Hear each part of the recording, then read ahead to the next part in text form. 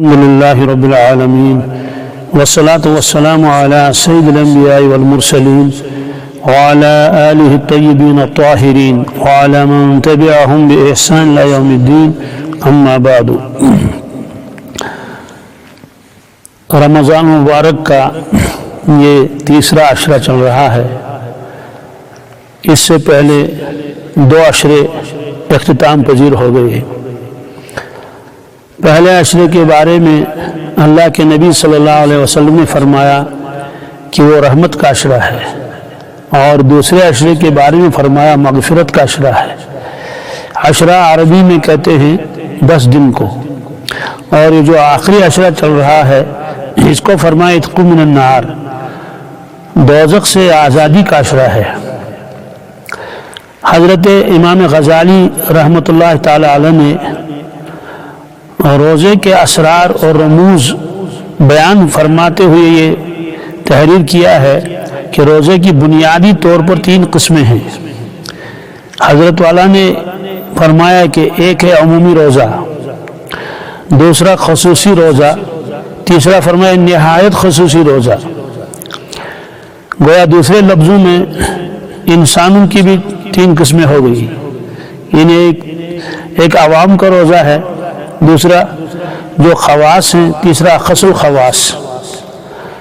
خلاصہ اس کا یہ ہے کہ عوام کے ذہن میں رمضان مبارک کے بارے میں یہ تصور ہے کہ رمضان کہتے ہیں کہ روزہ رکھیں ہم، سحری کھا لیں، اس کے بعد افطاری تک کچھ کھائے پیے نہیں. جو مفسدات صوم ہے، جن چیزوں سے روزہ ٹوٹتا ہے ان سے بچنا ہے اور پھر افطار کرنا ہے. اور دوسری چیز یہ ہے کہ تراویح پڑھنی ہے. وہ حضرت کے فرمانے کا مقصد یہ ہے، عوام کے ذہن میں بس اتنا ہی ہے، بس رمضان یہ ہے کہ دن میں روزہ رکھا، کچھ نہیں کھایا پیا. 5 نمازیں تو سال بھر پڑھنی ہی پڑتی ہیں، بس ایک نماز علاوہ ہے، وہ ہے تراویح.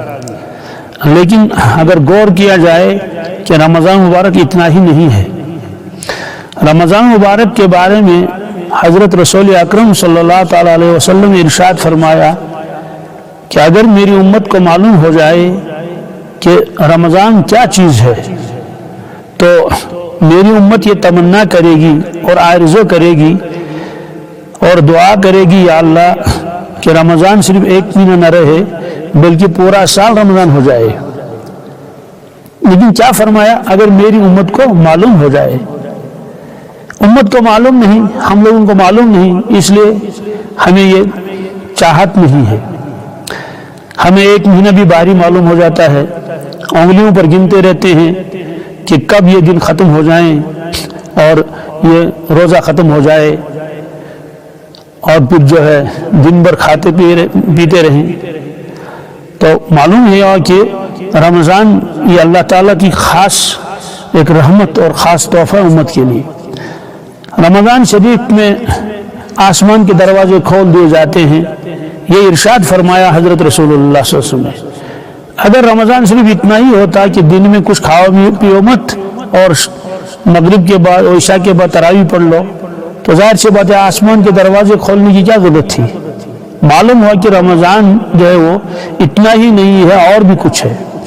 ایسے آپ نے فرمایا جنت کے دروازے کھول دیے جاتے ہیں. معلوم ہوا کہ اس سے پہلے جنت کے دروازے بند تھے، لیکن رمضان مبارک کی آمد میں جنت کے دروازے کھول دیے جاتے ہیں، رحمت کے دروازے کھول دیے جاتے ہیں. یہ ان روایتوں کا خلاصہ میں عرض کر رہا ہوں. جہنم کے دروازے بند کر دیے جاتے ہیں، جہنم کا کوئی دروازہ کھلا نہیں رہتا، کیوں؟ رمضان آ گیا. شیاطین کو قید کر دیا جاتا ہے اور زنجیروں میں ان کو بند کر دیا جاتا ہے.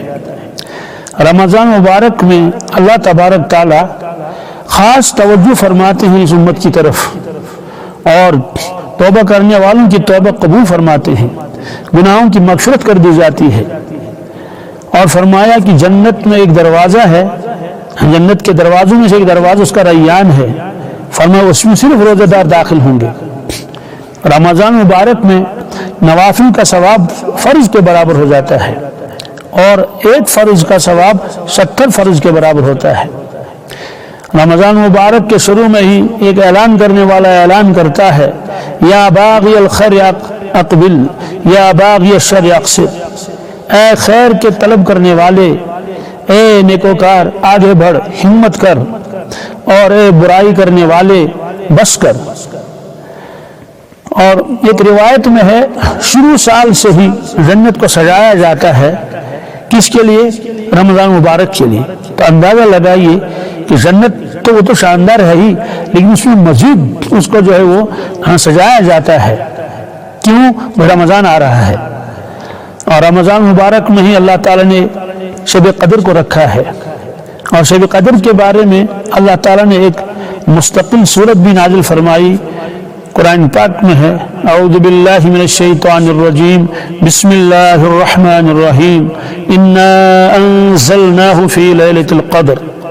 اس کا مطلب یہ ہے ہم نے قرآن پاک کو لیلۃ القدر میں نازل فرمایا، لوح محفوظ سے آسمان دنیا پر اللہ نے نازل فرمایا ایک ہی رات میں مکمل قرآن پاک، پھر آسمان دنیا سے آہستہ آہستہ بقدر ضرورت بوقت ضرورت 23 سالوں میں قرآن پاک مکمل ہوا، لیکن ایک ہی رات میں اتارا اللہ تعالیٰ نے، وہ یہی شب قدر تھی، اور شب قدر جو ہے یہ رمضان میں ہوتی ہے۔ تو نزول قرآن کے لیے بھی اللہ تعالیٰ نے اسی ماہ کو منتخب فرمایا۔ معلوم ہوا کہ رمضان مبارک جو یہ برکتوں والا رحمتوں والا مہینہ ہے، اور رمضان مبارک میں ہی اللہ کے نبی صلی اللہ علیہ وسلم اعتکاف فرماتے تھے، اور ہر سال آپ نے اعتکاف فرمایا آخری عشرے کا۔ ایک روایت میں ہے کہ آپ نے مکمل 1 مہینے کا اعتکاف فرمایا ایک مرتبہ۔ تو ایک روایت میں ہے کہ جو آدمی اعتکاف کرے 10 دنوں کا رمضان میں، یعنی آخری عشرے کا اعتکاف کرے گا، تو اس کو 2 حج اور 2 عمروں کا ثواب ملتا ہے۔ رمضان مبارک ہی وہ مہینہ ہے جس میں اللہ کے نبی صلی اللہ علیہ وسلم قرآن پاک کا دور فرماتے تھے حضرت سیدنا جبریل امین علیہ السلام کے ساتھ۔ دور کا مطلب یہ ہے کہ اللہ کے نبی صلی اللہ علیہ وسلم بحیثیت امام قرآن شریف پڑھ رہے تھے، اور اس کے ساتھ میں بحیثیت مقتدی حضرت جبرائیل امین علیہ السلام ہوتے تھے۔ تو حضرت رسول اللہ صلی اللہ علیہ وسلم سناتے تھے، اور سامع ہوتے تھے جبریل امین علیہ السلام۔ پھر حضرت جبریل امین علیہ السلام تلاوت فرماتے تھے نماز میں، اور سنتے تھے حضرت رسول اللہ صلی اللہ علیہ وسلم۔ یہ عمل بھی رمضان مبارک میں ہی ہوتا تھا، یہ خصوصیت ماہ مبارک کی۔ اور حضرت حسن بصری فرماتے ہیں، وہ نقل کرتے ہیں ارشاد رسول اللہ صلی اللہ علیہ وسلم کا، کہ ہر رات میں 6 لاکھ لوگوں کو جہنم سے آزادی مل جاتی ہے۔ یہ بھی خصوصیت ہے اسی مہینے کی۔ اور ایک روایت میں ہے جو حاملین عرش ہیں، یعنی عرش کو اٹھائے ہوئے جو فرشتے ہیں، اللہ تعالیٰ ان سے فرماتے ہیں، فرشتوں فی الحال تم اپنی عبادت کو چھوڑ دو، یعنی جو تم اللہ اللہ کرتے ہو، ذکر کرتے ہو، جو بھی ہو اس کو چھوڑو، روزہ داروں کی دعاؤں پر آمین کر لو، کیونکہ روزہ میرے بندے روزے سے ہیں اور وہ دعائیں مانگ رہے ہیں، تم ان کی دعاؤں پر آمین کر لو۔ اور شب قدر میں ہی حضرت جبریل علیہ السلام آسمان سے زمین پر اترتے ہیں فرشتوں کے ایک بہت بڑے لشکر کے ساتھ، اور ان کے ساتھ ایک سبز جھنڈا ہوتا ہے جس کو وہ کعبۃ اللہ شریف کے اوپر کھڑا کرتے ہیں۔ پھر حضرت جبریل علیہ السلام فرشتوں سے فرماتے ہیں کہ فرشتوں جاؤ پورے زمین میں پھیل جاؤ، جو بھی اللہ کا بندہ شب قدر میں ذکر میں مشغول ہو، نماز میں، دعا میں، تسبیحات میں، تلاوت میں، اس کو سلام کرو اور اس کے ساتھ مصافحہ کرو۔ خلاصہ یہ ہے کہ رمضان مبارک برکتوں والا رحمتوں والا مہینہ ہے، اس لیے کوشش کرنی چاہیے کہ ہم بھی اس رحمت اور اس برکت میں سے بڑا حصہ اپنے لیے اللہ تعالیٰ سے مانگیں۔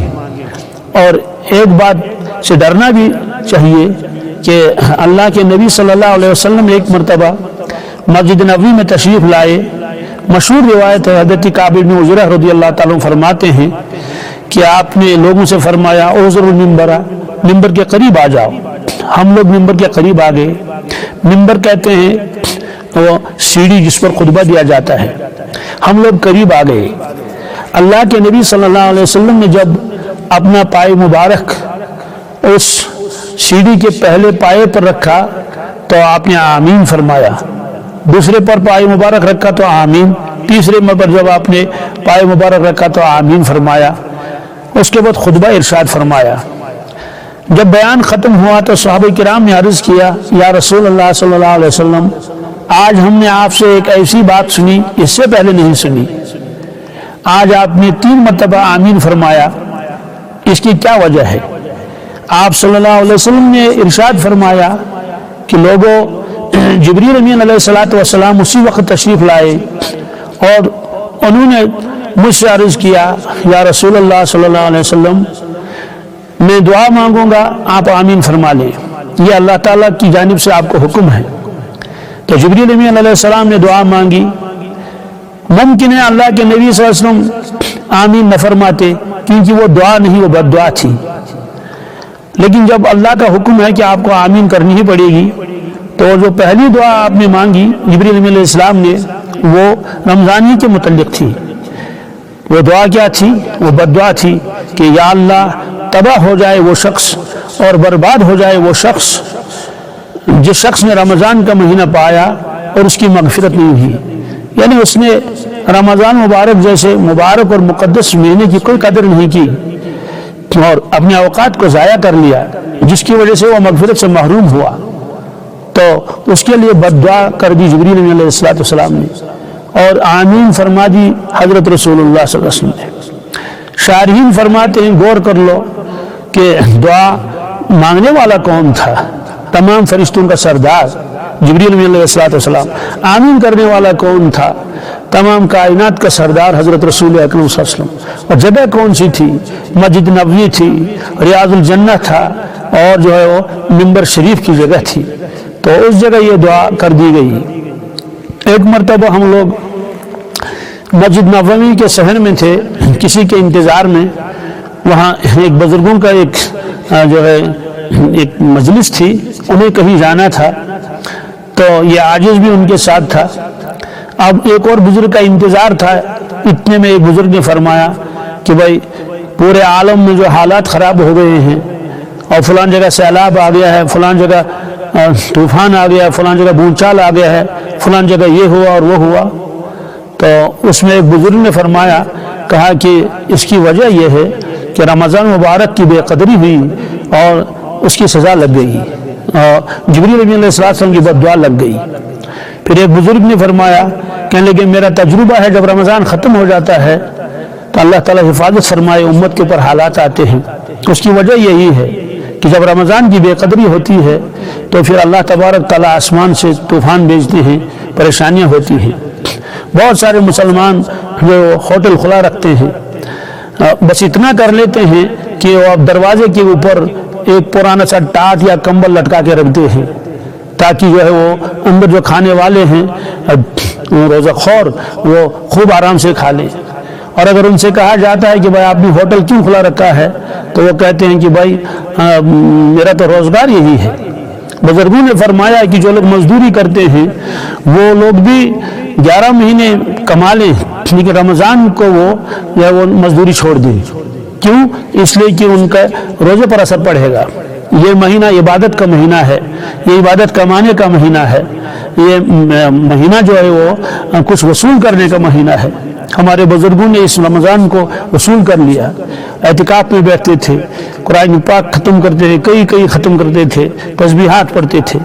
اس لیے احباب سے گزارش ہے کہ یہ جو دن اب بچے ہوئے ہیں ان کی خوب قدر کریں.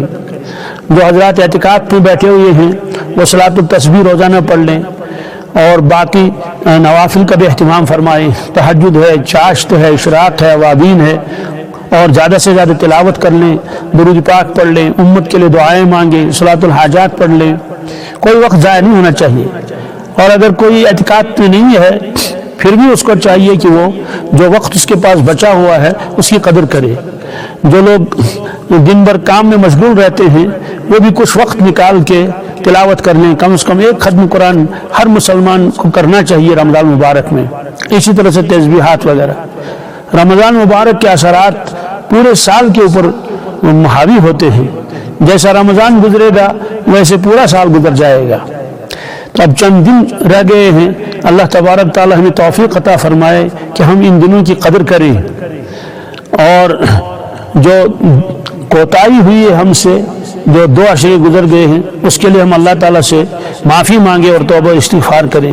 جوانوں سے بھی خصوصیت کے ساتھ گزارش ہے کہ وقت ضائع نہ کریں. بہت سے جوان فون پر پوچھتے ہیں کہ کیرم بورڈ کھیلنا جائز ہے یا ناجائز ہے، تاش کھیلنا جائز ہے یا ناجائز ہے. تو ان کی خدمت میں درخواست ہے کہ وہ جب تک کیرم بورڈ کھیلیں کیا وہ تلاوت نہیں کر سکتے ہیں؟ کیا وہ درود شریف نہیں پڑھ سکتے ہیں؟ 10-10 ہزار 5-5 ہزار درود شریف پڑھ سکتے ہیں؟ ایک صاحب نے فون پر پوچھا کہ میں بلی خریدنا چاہتا ہوں. میں نے کہا کیا کرنا بلی کو؟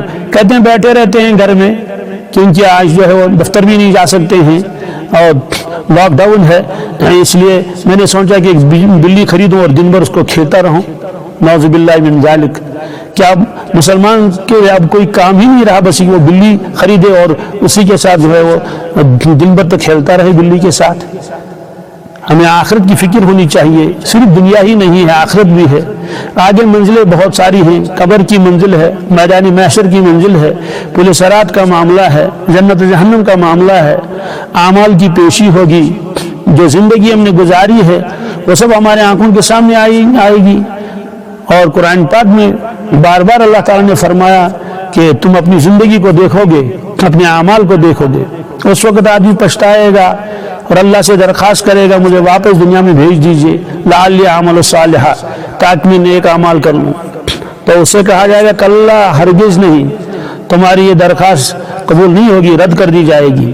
تو جو آدمی دنیا سے جاتا ہے واپس نہیں آتا ہے. اس لیے ہم کو چاہیے کہ ہم اپنے اوقات کی قدر کریں. اللہ تبارک تعالیٰ کہنے والے کو بھی اور سننے والوں کو بھی توفیق عطا فرمائے. ربنا تقبل منا انک انت السمیع العلیم وآخر دعوانا الحمد للہ رب العالمین. اللہ رب العالمین. اللہ رب